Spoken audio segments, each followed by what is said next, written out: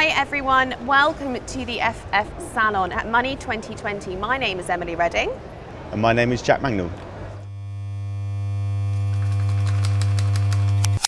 Hi Jack, welcome to the Salon. Thank you so much for joining us. Thank you for having me, it's great to be here. It's a pleasure. We've already met fabulous Jose, who is going to get started. Your hair looks great as it is, Thank you. What have you decided you're doing? You're just doing a little tidy touch-up? Yeah, you can cut it all off if you want, you know, go wild. Oh, don't say that. Really? If Ali heard you say that, you would get a full buzz cut with the Money 2020 logo probably stamped in your head. Okay, I'm regretting it immediately.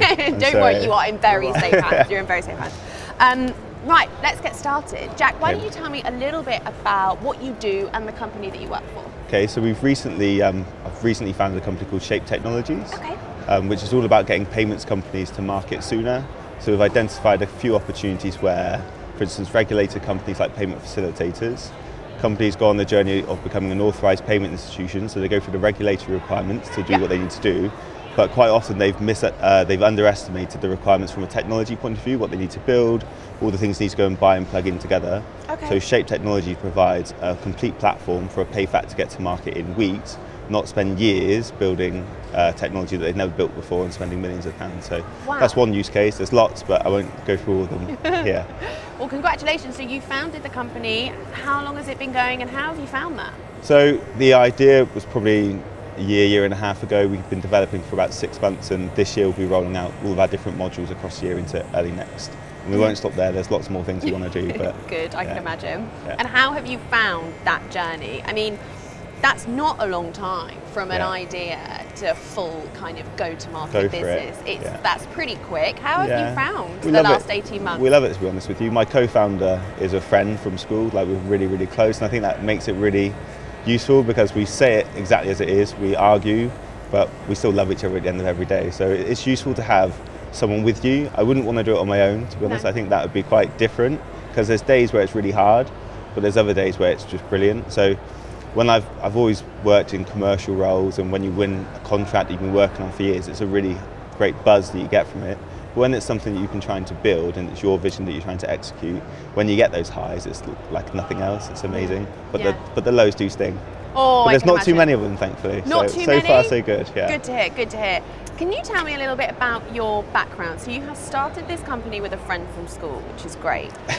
But how did you both find yourself here from school those years ago to now doing this together? My entry into payments was working for a white label payment gateway company. So I'd always had commercial partnerships roles, but that was my first entry in, and I had to learn really, really quickly. But that was a gateway that connected into 60 different acquirers across the globe. And because you have that broad coverage, you get to learn an awful lot quickly. I think if my entry to the industry was into one acquirer, I would have learned just one point of view, whereas I had to learn 60 different points of view really quickly. And gateways are very technology focused, which is what I like.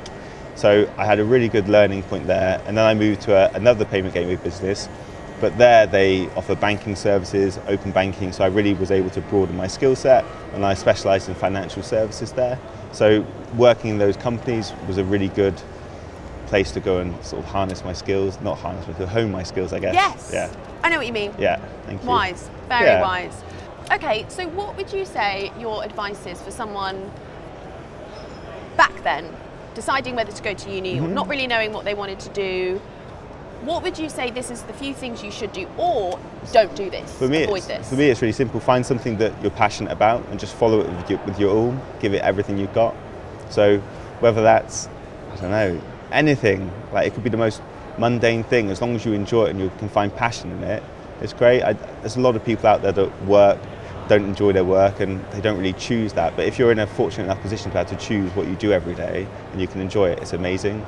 Whatever money that brings along the way, I think that's just a byproduct. If you can get enjoyment from it, that's the most important thing for me. Very true. Nicely said. And remind me, so what is your friend's name that is the co-founder? Nick. Yeah. Have you ever had a moment with Nick where you've thought, I mean, starting a company is stressful at the best of times. Have you ever had a moment where you've thought, I don't know, Nick, I don't know if we should be doing this. Did you guys work together before this, or was this the first time that you, because being friends with someone is... Sorry, I cut across. No, of course, I'm just saying being friends with someone is very different to working with them, isn't it? It is, yeah. But no, I think that part of the question was like, were there moments where you kind of doubted yourselves? But No, I think there's been days where I've doubted it, and there's been days where Nick's doubted it, but you just say to one another, we're doing the right thing here, but thankfully on those days the other person's feeling really good, and you say, no, we're fine, don't worry, just carry on, and that's why it's nice not being on your own. Yes. But no, we never really have days where there's big friction or anything like that, because we're so close. I wouldn't be able to do it with anyone else. I wouldn't have gone into business with anyone else other than Nick, if he sees this. Don't like you that much, but yeah.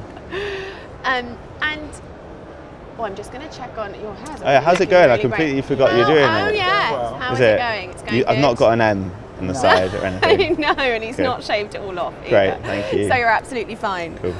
Can you talk to me about a time that you were really proud of yourself? Is there a day at work? I mean, obviously you've done so much. But is there a day at work that you thought, this was a good day? Is there something that's kind of you keep coming back to? It doesn't have to be in your career necessarily, or no, career-wise, because all the personal stuff, I'm proud of loads of stuff with the family. But I've always wanted to do my own thing. I've always felt like I'm a good employee. I've always given my all, but I've always had a burning desire to try and forge my own thing. And so the day that I hopefully quit my last job, which I loved, by the way, that was the best job I ever had. But when I left that, I just felt that I was just flicking the switch to actually go and do something that I've always wanted to do. So the proudest moment so far, not that anyone else would see it, it's just literally quitting my job for the last time and hopefully just going to do my own thing. A monumental moment for you, because if you've always had that entrepreneurial streak, the best businesses in the world, and like you say, the best jobs in the world can be amazing, but if it's not quite what you know that you're meant to be doing, then it's also really brave to make that decision. I bet that was a good day for you and the family. Yeah, I enjoyed it. Thank you very much. Yeah, it was really good. Great, really good. Great. I think we're just doing a few other little tidy touch-ups. Cool. And then we can be ready for the big reveal. Okay, I reckon I've got one more question. Do you just think them up in the moment now? It's good. Well, I've got a couple of, if we do the quick fire rounds, but this has kind of become a bit of a useless prop really, because you just all these conversations are about listening to what you're saying. And then asking questions. Because normally you find a question in your answer. Yeah. And that's what I like. So sometimes we can use this, but it makes it better. You forget you're on camera. It's just having a conversation. Yeah, you forget that there's 3 other people behind the cameras watching you or listening to your every word. I wasn't meant to be looking at the camera. I was looking at you. Yeah. Cool. You've done really well. Okay, to close out, for you guys, I mean, you've probably got a really busy time ahead. What is on the horizon for you and Nick over the next 12 months? What have you got your sights on? So this year we're rolling out all of our modules in the phased approach. So we'll be onboarding licensees using that technology throughout the year. And that's really exciting in its own right.